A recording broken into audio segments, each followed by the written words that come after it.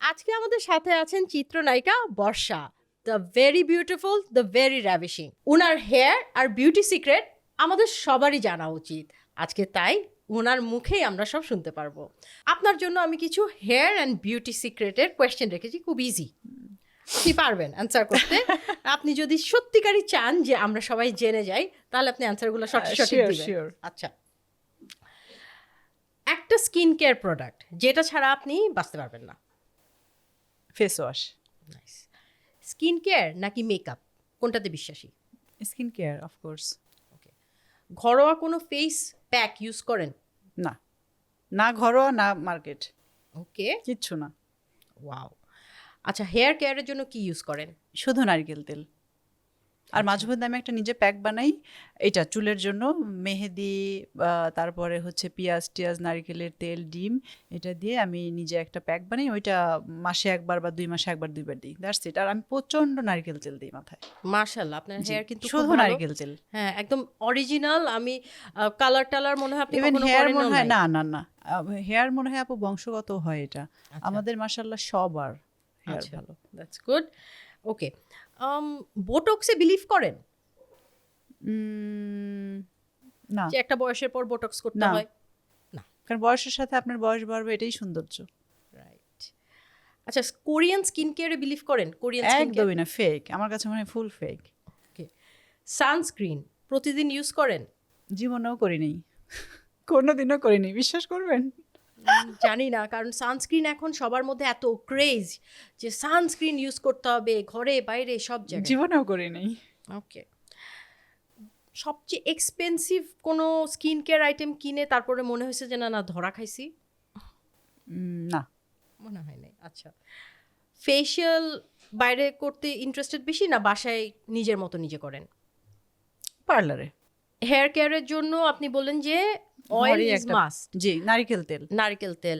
তো স্পেসিফিক কোনো শ্যাম্পু বা না না কন্ডিশনার না, ইউজ কেন আমি করেন? একটা ইউজ করি না, কারণ একটা ইউজ করলে উচিত না। আপনি 2-3টা একসাথে ব্র্যান্ড থাকলে হয় কি, যে সবগুলো জিনিস আপনার চুলে সেট হয়। এটা কিন্তু ডার্মাটোলজিস্টরাও বলে যে তাই ঘুরে ওমা, ফিরে ইউজ করতে একটার হয়। একটু জ্ঞান ট্যান আছে তার মানে আমার। হ্যাঁ, কারণ একই শ্যাম্পু অনেক দিন যাবত ইউজ আমি করা উচিত অনেক না, ব্র্যান্ড একটু ইউজ চেঞ্জ করি, করে মানে করে ইউজ চেঞ্জ করা করে উচিত। করে করি। রাইট। আচ্ছা, আপনার যখন চুল আপনার কন্ট্রোলে নাই, সেদিন কোন হেয়ার স্টাইলটা দেন? বাসায় থাকলে তো জাস্ট যেমন যা থাকে তাই। বাইরে যাচ্ছেন, হেয়ার সেদিন একদম বাজে অবস্থা, হেয়ার খোপা করে নট ইউর ফেলি, হেয়ার ডে, এখন যেমন দেখছেন। এরকম। বাট আজকের অবস্থাটা সুন্দর ছিল চুলের, বাট তারপরও। আচ্ছা, আর পানি সারাদিনে কত গ্লাস খান? 7-8, কারণ আমি পানি খাই। ওকে। একটা বিউটি মিস্টেক যেটা ধরেন আপনি করেছিলেন কখনো, হুম। এরকম কিছু আছে যে বিউটি মিস্টেক করছেন একটা কখনো? হ্যাঁ, করেছিলাম 3 বছর আগে। ওকে। এটা তুর্কিতে। আমার মনে হয়েছিল যে আমার স্কিনে অনেক ছোট ছোট ব্ল্যাক অনেক স্পট চলে আসছিল। তখন আমি ডক্টরকে দেখাই বলছিলাম যে আমি এটা রিমুভ করতে চাই, কি করা যায়। তখন উনি বলছিল যে এটা পিলিং করতে হবে। তো তখন ওখানেও সামার ছিল, তো আমাকে বললো তোমার দেশের ওয়েদার কেমন? হচ্ছে যে অনেক গরম। ঠিক তার কিছুদিন পরে রোজা শুরু হবে। তো বললো না, তাহলে এখন করবো না, এটা নর্মালি আমরা শীতের মধ্যে করি, জানো স্কিনটা মানে ঠান্ডা থাকে, ভালো থাকে। আর তোমার দেশ তো যা বলছো, এটা এশিয়াতে অনেক বেশি গরম থাকে, তো এটা করা যাবে না। আমি বলছি না, তুমি করো।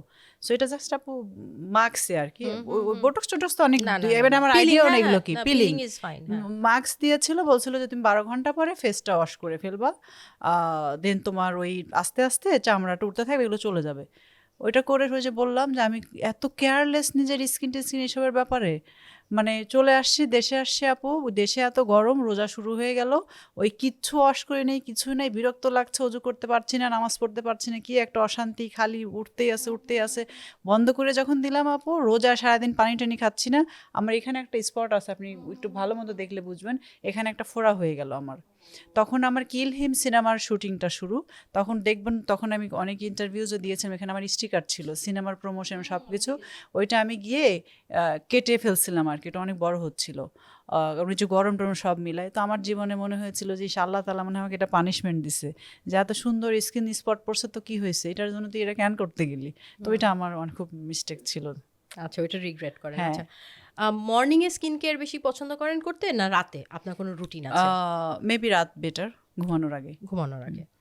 আচ্ছা, একটা বিউটি টিপ যেটা সব মেয়েদের জন্য দিতে চান? পরিষ্কার পরিচ্ছন্ন থাকা। ওকে। আপনি পরিষ্কার থাকলে অটোমেটিক সবই সুন্দর থাকবে।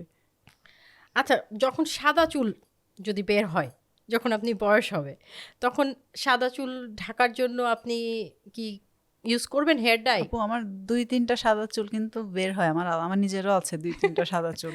ওইটা বের হয়ে যায় অনেক সময়, অনেক জায়গায় ছবি টবিতে চলে আসে, খেয়ালও করি না, মানুষের কমেন্ট দেখে অনেক সময় বুঝে বলে কি দেখো আর চুল পেকে গেছে, বের হয়েছে।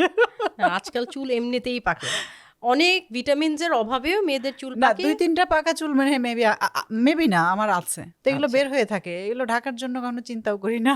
ওকে। শপিং করার সময় আগে ড্রেস কিনেন নাকি স্কিন কেয়ার আইটেম? এখন আমি কোনোটাই না, বাসা বাড়ির এক্সেসরিজ, ঘর সাজানোর। আচ্ছা, ওকে। মেকআপ ছাড়া আপনি কমফোর্টেবল থাকেন? 100%, কারণ আমি মেকআপ ছাড়াই পছন্দ, আমি ইন্টারভিউ ছাড়া আমি মেকআপ দিই না। আচ্ছা। গ্লাস স্কিন নাকি healthy skin? Healthy. Thank you so much. অনেক অনেস্ট এবং সুন্দর অ্যান্সার করেছেন, যেগুলা সব মেয়েরাই কিন্তু করতে পারে চাইলে। জি, একটু পরিষ্কার পরিচ্ছন্ন থাকা, একটু স্কিনটাকে ভালো রাখা। So thank you so much আপু। Thank you. আই শিওর সবার অনেক হেল্প হবে। জি। Thank you so much for watching the full video. আমাদের এই এপিসোডটা যদি ভালো লেগে থাকে তাহলে চ্যানেলটি অবশ্যই সাবস্ক্রাইব করবেন। এরকম আরও ইন্টারেস্টিং ইনফরমেটিভ পডকাস্ট কিন্তু পেয়ে যাবেন আমাদের চ্যানেলে। সবাই ভালো থাকবেন।